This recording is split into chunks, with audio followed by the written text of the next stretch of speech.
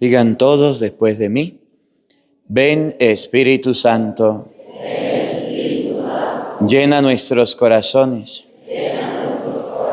de tu luz, de tu sabiduría, para interpretar tu palabra,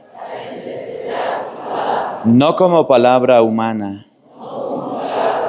sino como palabra de Dios, que es en realidad, y que ejerza su acción en nosotros los creyentes.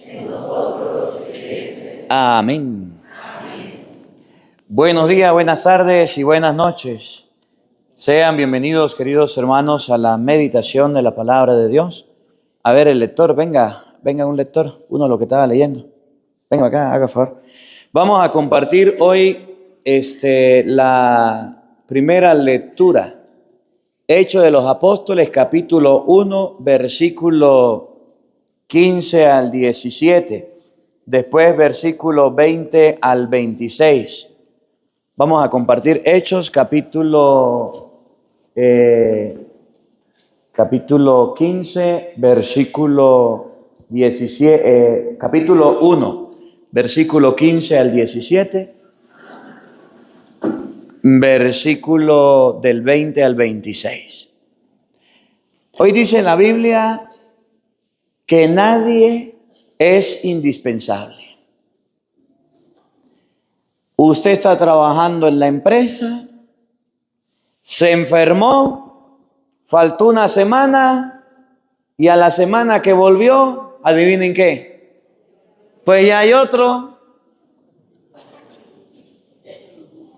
Usted se murió y en la empresa donde usted trabajaba y dio la vida por ella, adivinen qué, pues colocaron a otro. Y a mí que me traigan agüita por ahí, porfa, aquí, porque no.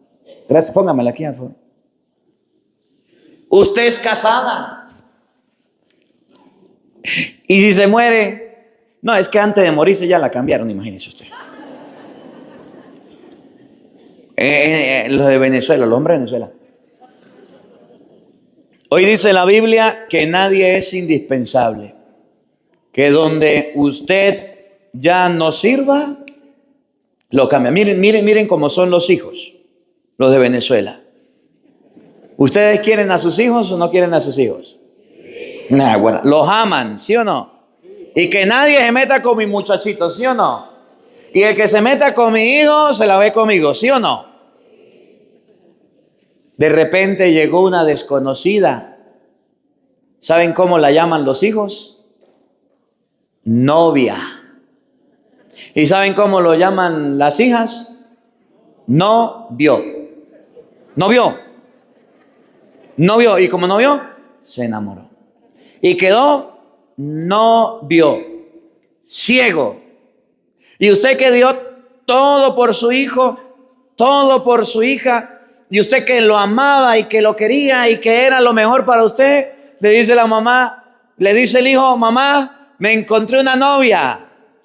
¿Qué significa? Dentro de poco me voy de la casa. Dentro de poco me voy de mi hogar. Y ese hijo y esa hija que usted amaba, que usted quería, por el novio, por la ceguera, se fue. Y usted se queda solo y abandonado. Y usted al que quería se fue, se buscó otra persona. Y usted se quedó ladrándole a la luna. ¿O no les ha pasado? Y por eso abro un paréntesis pequeño aquí. La esposa debe amar más al esposo que a los hijos. Cuando vaya a servir la comida, sírvale primero a su esposo. Cuando vaya a atender a alguien, atienda primero a su esposo. Y al revés también. El esposo primero debe atender a la esposa. Porque esa mujer que tiene al lado, esa vieja peleona, es la que lo va a acompañar a usted y lo va a soportar todos los días de su vida. Y ese marido que usted tiene, ese esposo que usted tiene, va a estar con usted siempre. Mientras que los hijos lo tendrán por raticos, se van, se desaparecen y después se olvidan. Ahí tendrás al pobre viejo que trataba mal, que no le servía comida por amar a su hijo. Y dice el marido, y ya se fue. ¿Y cómo le quedó el ojo? Imagínese usted. eso pasará. La lectura primera tomada del libro de los Hechos capítulo 1 versículo 15 dice que había un hombre llamado Judas. ¿Qué pasó con Judas? Traicionó a Jesús y después de traicionarlo devolvió las monedas, agarró un mecate y ¿qué? Ustedes saben el resto. ¿Cuántos eran los apóstoles de Cristo? ¿Dónde estará el otro lector o alguno que tenga la Biblia aquí? Porque necesito uno que tenga la Biblia, que se venga para acá, doña, usted que sabe leer, cualquiera que sepa leer y tenga la Biblia por ahí, venga. Marcos capítulo 3, versículo 13. Dice la Biblia que los apóstoles eran un número determinado. Y el día que Judas no estaba, buscaron a otro. Judas no era indispensable. Judas no era el más importante. Marcos 3:13. Judas era alguien que estuvo con Cristo, se murió y dijeron los apóstoles, pues busquemos a otro. Es lo que pasó ahorita con el Papa. ¿No se dieron cuenta? Lo que llaman cónclave. Murió el Papa. El Papa número 266. ¿Y qué hizo la iglesia? Escogió al Papa número 277. Muy bueno, muy santo, muy cercano. Pero una vez que uno se muera, lo sustituyen por otro. Y aprendan eso. Porque a veces usted se cree tan indispensable en cualquier cosa, en cualquier lado. El día que usted se muera, chao, cheo. El muerto al hoyo y el vivo al gozo. ¿Así? Hacer lo que la vida sigue, la vida continúa. Oigan, ¿cuántos eran los apóstoles? Marcos 3:13. Okay. Jesús subió al monte y llamó a los que él quiso, y se reunieron con él. Así instituyó a los 12. ¿Cuántos eran los apóstoles? 12. ¿Cuántos eran? 12. 12 apóstoles. Vamos a hacer un repaso rápido de los nombres.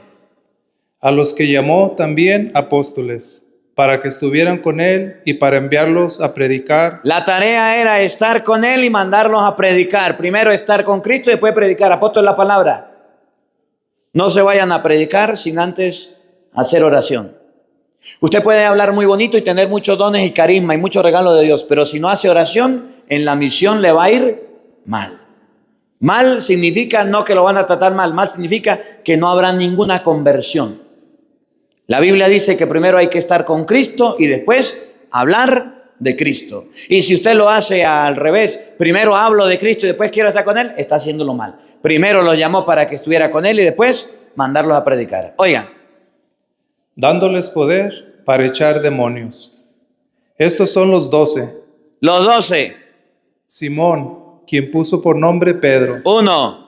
Santiago y su hermano. 2. Juan, hijos de Zebedeo. 3. A quienes puso sobrenombre de Boanerges, es decir, hijos del trueno. Andrés. 4. Felipe. 5. Bartolomé. 6. Mateo. 7. Tomás. 8. Santiago el hijo de Alfeo. 9. Tadeo. 10. Simón el cananeo. 11. Y Judas Iscariote, el que después lo traicionó. Entonces, como Judas traicionó a Cristo, Judas se ahorcó, dice el libro de los Hechos, Judas se murió, pues vamos a buscar a otro porque Cristo escogió a 12. Primera enseñanza de la lectura, ya la van a escuchar. Hechos 1:15. Oiga. En aquellos días, Pedro se puso de pie en medio de los hermanos y dijo: Hermanos, tenía que cumplirse aquel pasaje de la Escritura en el que el Espíritu Santo, por boca de David, hizo una predicción tocante a Judas. Judas, el que traicionó a Jesús. El Espíritu Santo dijo algo de él. ¿Quién fue el que guió a los que apresaron a Jesús? ¿Qué hizo Judas? Fue la persona que guió a los que apresaron a Jesús. Él era de nuestro grupo. Era de nosotros, pero entregó al maestro. Y había sido llamado a desempeñar con nosotros este ministerio. Judas lo llamaron a ser apóstol de Cristo, seguidor de Cristo. No le interesó, entregó a Cristo. ¿Cómo la ve? Primera enseñanza de la palabra de Dios. Que no crea que en la iglesia todas las personas van a ser de la misma manera. ¿Ustedes no han escuchado que hay sacerdotes que dejan el ministerio? ¿Ustedes no han escuchado que hay monjas que dejan de ser religiosas? ¿Ustedes no han escuchado que hay seminaristas que dejan el seminario? ¿Y ustedes no han escuchado que hay apóstoles de la palabra que dejan de ser apóstoles de la palabra? ¿Y no han escuchado que hay catequistas que dejan de ser catequistas? ¿Y músicos que dejan de ser músicos? ¿Y monaguillos que dejan de ser monaguillos? ¿Lo han escuchado o no? Entonces la Biblia enseña que siempre en la iglesia habrán personas que dejen de servir a Dios. Algunos seguirán haciéndola calladamente. Otros, es más, la iglesia, yo no recuerdo la edad, pero la iglesia enseña que a los obispos, cuando se les cumple, si no me equivoco, no me crean, 75 años creo que es. Creo que son 75. El día que los obispos cumplen 75 años, ¿saben qué tienen que hacer?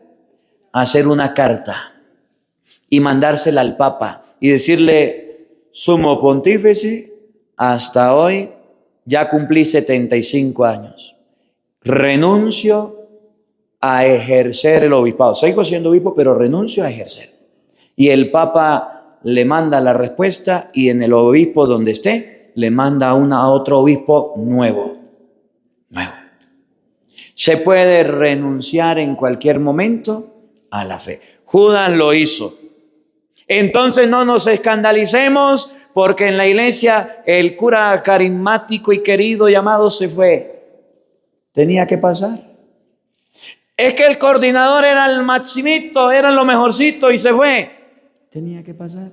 Me cambiaron al padre de la parroquia, pues se tenía que ir. Aprendamos que en la iglesia debemos seguir a Jesucristo. Ir a la iglesia por Cristo, no por Cristóbal. Ir a la iglesia por Cristo, no por Cristina. Ir a la iglesia por el pan, no por el panadero. ¿Usted va a la iglesia por Dios o va a la iglesia por los hombres? Oigan, él tenía que entregar al Señor. Oigan. Ahora bien, en el libro de los Salmos está escrito: que su morada quede desierta y que no haya quien habite en ella. Miren lo que viene. Escuchen con atención. Que su cargo lo ocupe otro. Si su marido se murió, que su cargo lo ocupe otro. Si su esposa se murió, que su cargo lo ocupe otra. Si usted... No, otra no, otro. Lea lo que dice ahí. Ya ustedes lo entienden. No, yo estoy prestando atención. Si usted está trabajando en la empresa, usted es jefe y su empleado se enfermó por más de un mes, que su cargo lo ocupe otro. Si usted se encontró el novio, la novia, que su cargo lo ocupe otro. Y si lo dejó el novio, la novia, que su cargo lo ocupe otro. En español, miren, no podemos ser indispensables para nadie. Miren, ¿saben por qué les digo esto? Porque hay gente que es que llora. Ustedes no se imaginan cómo sufren los jóvenes en el noviazgo. Ustedes no saben que jóvenes hay, inclusive cuando los deja el novio, la novia se cortan hasta las venas. Allá en Venezuela, ¿no? Que son bien enamorados. Que hay personas que la dejó el novio, la novia y agarran una cabulla para guindarse. Que hay personas que hasta veneno se toman después de que hayan pasado una decepción amorosa. Que hay personas que inclusive se le murió el esposo y ya se quieren morir. Yo conocí una señora que se le murió el marido y a la semana se murió ella. Se murió de la tristeza, se murió de la angustia. Padre, ¿y si se muere mi esposa? Pues ¿qué puede hacer? El matrimonio es hasta que la muerte lo separe. Y si me vuelvo a casar, no comete pecado. Pero es que mis hijos no quieren dejarme casar de nuevo. Pues es que los hijos no son los que mandan en usted. Y aquí hay un error que cometen muchos hijos. Aquí entrenó. Yo recuerdo cuando se murió mi abuela. Mi abuelo escucha las misas. Mi abuelo se quedó solito. Y mi abuelo vivía por allá en un ranchito, un rancho que llaman, ¿no? En unas tierritas. Y mi abuelo solo por allá. Y lo iba a visitar una muchachota. Y lo iba a visitar. Ya la abuela se había muerto. Ella lo atendía, le llevaba a pues mi abuelo se enamoró. Y el problema no es que se haya enamorado, sino que algunos por ahí no los nombro, le estaban prohibiendo al abuelo que se volviera a casar. Le estaban prohibiendo al abuelo que tuviera otra persona. El abuelo dijo, no, ya se murió mi esposa, yo voy a vivir con otra persona. Los hijos se oponen, los nietos se oponen, no. Dice la Biblia que se sustituye. Eso sí, si usted está casado y dice, ay, es que padre, ya no aguanto a mi esposa. Mi esposa tiene 30, la voy a cambiar por una de 15. No. Esa es su esposa hasta que la muerte los separe. Si ella está con usted, se casó con usted, es hasta los últimos días de su vida. Usted no puede cambiarla. Padre, es que mi marido no lo aguanto, está viejo, está yo. Miren, su mamá no le dijo que no se casara. Su papá no le dijo que no se casara. Usted no sabía que ese sinvergüenza era un borracho, un vagabundo, un mujeriego. Hasta pimpinas y gallinas robaba. ¿No sabía usted? Sí. ¿Y aún así se casó? Sí. Ahora tómese una pastillita de aguante al desayuno, de aguante al almuerzo y a la cena. Es el matrimonio para toda la vida. Pero una vez que ya muere, que su cargo lo ocupe otro. El padre de la parroquia puede ser muy bueno, pero el día que se toca ir, que se va de la parroquia a otra parroquia, dice la Biblia, que su cargo lo ocupe otro. El coordinador que usted tiene en su parroquia puede ser muy bueno, puede hacer las cosas muy bien, pero el día que le toque cambiarlo, que su cargo lo ocupe otro. No seamos personas que nos enamoremos de la gente hasta el punto de no querer un cambio, de no querer algo nuevo. Se le dañó el teléfono. Que su cargo lo ocupe otro. Se le dañó el carro. Que su cargo lo ocupe. No se ponga a llorar, no se ponga a lamentar. Hay gente que se le muere un familiar y ahí está, llore, que llore, llore. 5 años de luto, 5 años de duelo. Ya basta. No tiene fe, no tiene esperanza. Ese familiar, según la Biblia, dice San Juan, capítulo 14, versículo 1. En la casa de mi padre hay muchas habitaciones. Me voy a preparar un lugar para que donde yo esté también esa persona. Y San Pablo dice que ese edificio es en el cielo. Y la sabiduría, capítulo 3, dice que las almas de los difuntos están en las manos de Dios y no los alcanzará ningún mal. Porque anda llorando todavía después de 5 años y lamentándose. Dice la Biblia que nadie es indispensable. Usted se murió, le pusieron un reemplazo. Miren, hay un error que cometen muchos los padres y las madres en la familia. Y esto se lo digo para que de repente no lo cometan. Ustedes dan la vida por el trabajo y dan la vida por hacer dinero y dan la vida por irse a trabajar temprano y no disfrutan a sus hijos. Y no lo disfrutan. Y no lo disfrutan porque en la mañana a las 6 se van a trabajar y los niños van y lo llevan a la escuela y ya no lo vuelven a ver más. Los niños crecen. Los niños se hacen grandes. Ni la mamá ni el papá porque los dos tienen que trabajar. Padre, es que en este país hay que trabajar. Bueno, está bien, pero yo lo que estoy diciendo es que no lo disfrutan. Dedíquenle tiempo de calidad a sus hijos. Después de que ustedes ya ¿cómo es que llama? Cuando uno ya termina de trabajar, se retira. Queda jubilado, ya se va. Entonces ahora sí voy a atender a mis hijos. Sus hijos ya están casados, ya están grandes, tienen hasta hijos. Y entonces empieza, tráigame los nietos. Un ratico, ¿qué cuento de nietos? Si los hijos suyos eran los que ya crecieron y pasaron, no le dio el lugar, lo sustituyó. Y sus hijos dijeron, nuestros padres no tuvieron tiempo para nosotros, ahora ¿qué tiempo vamos a tener para ellos? Tienen que trabajar, tienen que llevar a sus hijos, tienen que hacer sus cosas. Y ahí se quedan los pobres abuelos solitos. como pajarito en grama. ¿Cuándo me visitarán? Ahorita sí tiene tiempo. Miren, en la vida nadie es indispensable, pero en la vida debemos aprovechar todos los momentos, todas las circunstancias que Dios nos regala. No las desaprovechemos.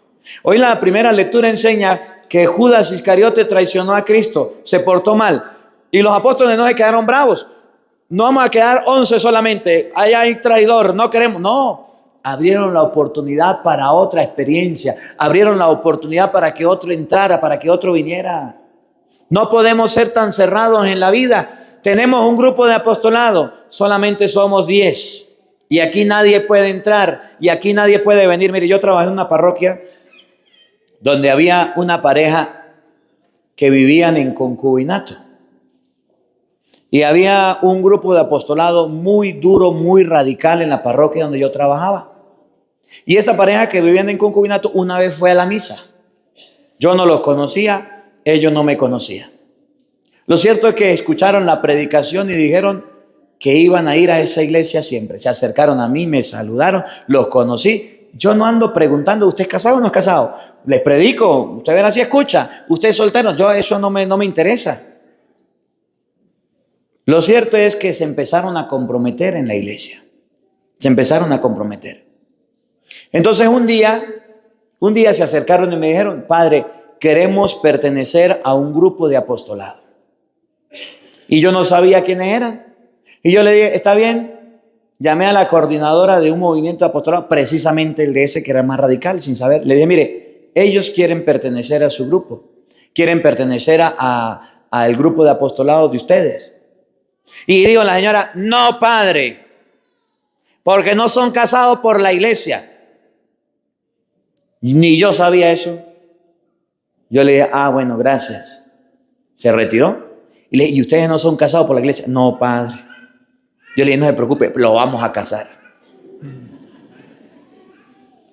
La semana siguiente empezaba un taller de preparación al matrimonio.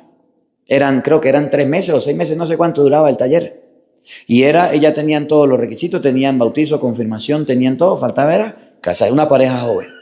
Y le dije, ¿ustedes se quieren casar? Sí. ¿Ustedes quieren participar? Sí. Y empezaron esas personas a trabajar. Y entonces no podían leer, no podían ser catequistas, no lo dejaban hacer nada. Y yo pues, ¿qué iba a decir? Yo le decía, tengan paciencia, aguante. El día que fueron a casar, hicieron el taller, hicieron todo, dijeron, aquí no nos queremos casar. Nos queremos casar en tal lado, en otro lado. Fui y los casé. Nadie de la parroquia sabía que se habían casado. Yo dije, le voy a enseñar a estos. Entonces, después del matrimonio, el domingo siguiente, venía la misa. Y yo le dije, yo quiero que ustedes lean. Nadie sabía que se habían casado. Mire, ha de creer que hubo personas, cuando ellos se pararon a leer, sin saber que estaban casados, que se paraban de las bancas del grupo. Se fueron como 3 personas, bravos. Y yo cuando comencé la misa, bueno, yo quiero felicitar a los nuevos esposos y que un aplauso para los esposos, que no sé qué. Y la gente se quedó, ¿su esposo? Ya se casaron.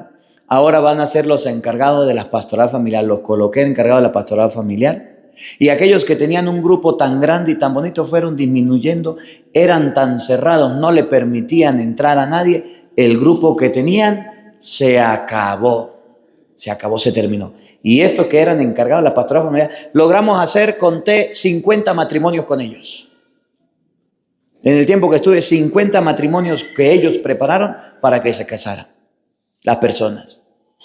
Nunca podemos nosotros darle la espalda a las personas por su culpa. Debemos ayudarles, debemos decir que salgan del pecado. Si no salen del pecado, pues entonces ¿qué vamos a hacer? Dile a la comunidad y recházalo.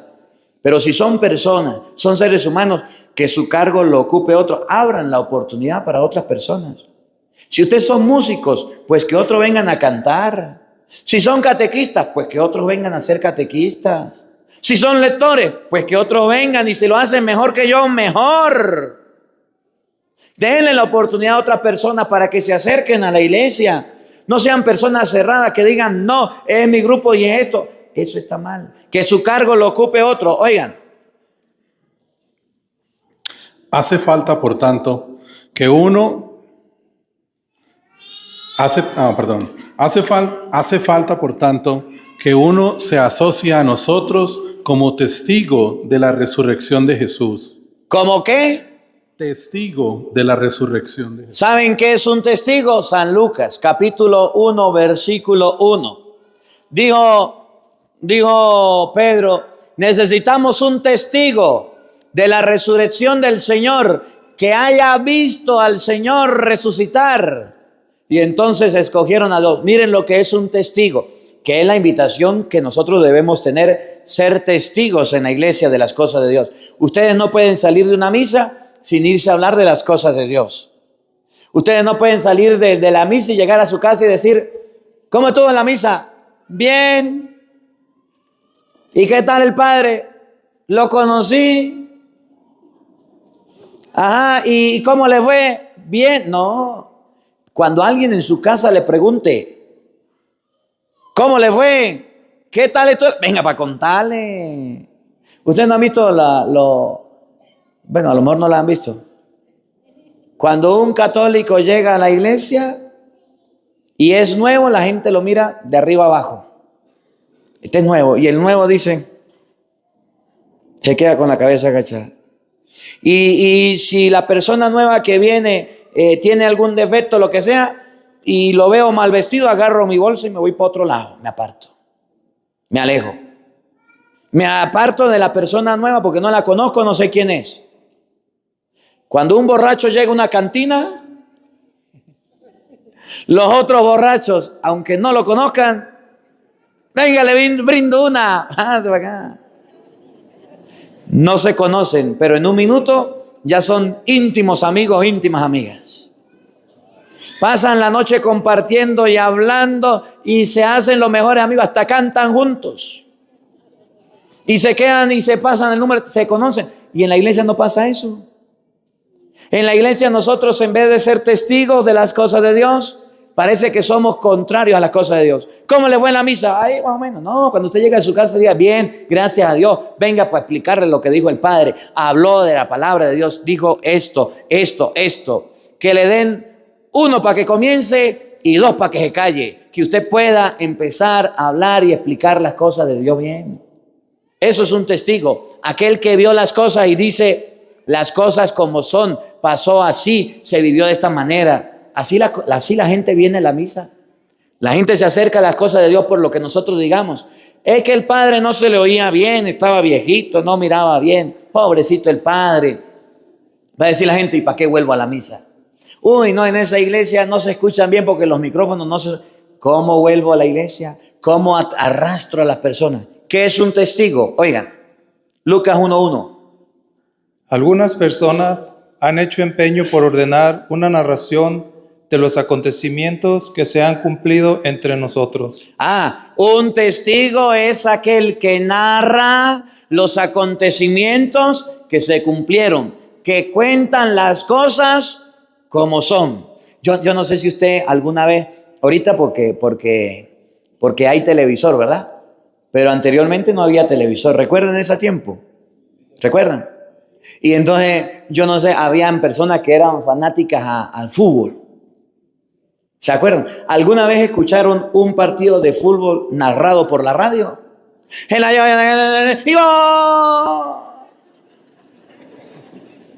Sí, escucharon alguna vez. Y usted estaba en la radio y que la lleva fulano, la lleva...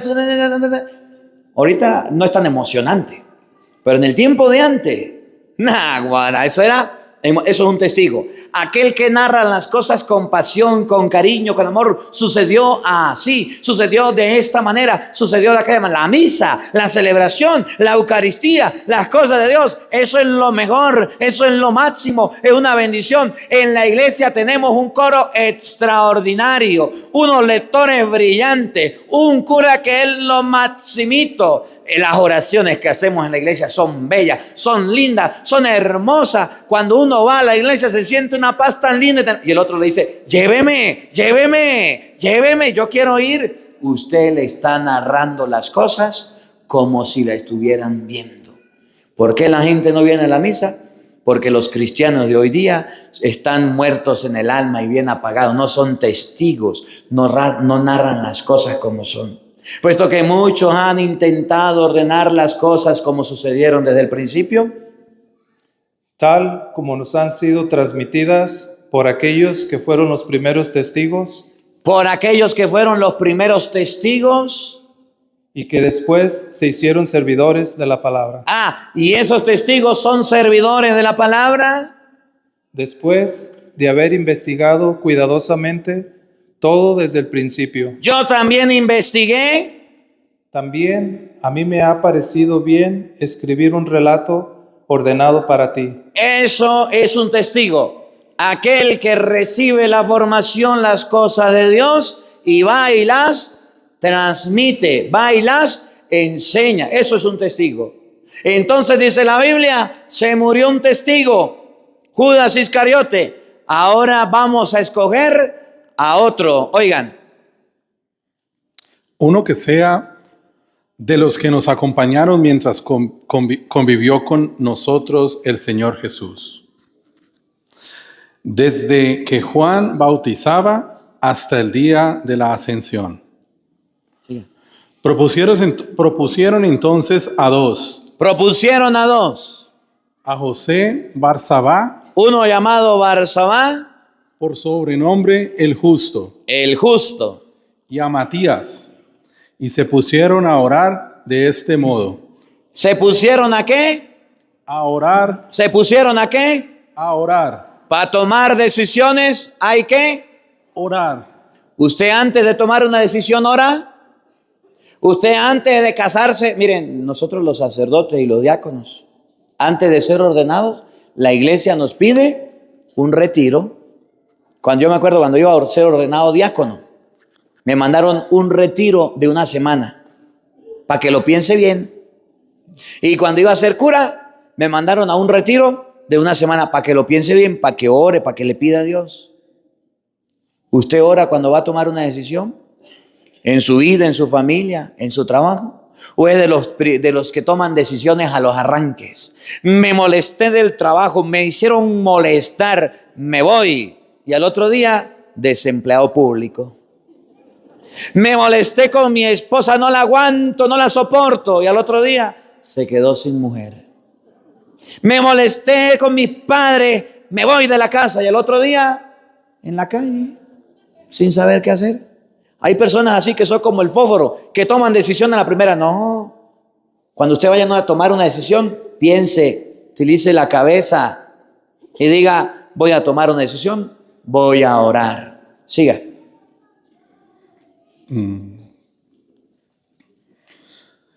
Hicieron una oración. Voy a orar de este modo. Tú, Señor, que conoces los corazones de todos, muestra a cuál de estos dos has elegido. Esa es la oración. Muéstrame, Señor, el camino. Muéstrame por dónde. Señor, me quiero divorciar. Muéstrame. Abra la Biblia, lea Mateo 19:5 hasta que la muerte lo separe. ¿No se divorcia? Señor, quiero estar con una mujer. Quiero vivir con mi novia, con mi novio. ¿Qué debo hacer? Abra la Biblia, pida, haga oración. 1 Corintios 6:18, si vive en fornicación, comete pecado. Cásese. Tomó la decisión. Las decisiones se toman unidas a la oración. Bueno, varias enseñanzas de esta lectura. La primera, nadie es indispensable. Si usted se muere, es reemplazado. Si usted se va, otra persona llegará a ocupar su lugar. No se crea usted tan importante en la vida, no se crea usted la última pepsicola del desierto, llegará otra persona. Yo lo que le digo a la gente, el día que a mí me callen, que estoy a puntico, ahí estaba a puntico, Dios colocará a otros sacerdotes en redes sociales que prediquen. El día que yo me muera, habrán otros sacerdotes que les prediquen y que les enseñen. La iglesia no se va a caer. Se murió el Papa y vino otro. La iglesia sigue. Nadie es indispensable.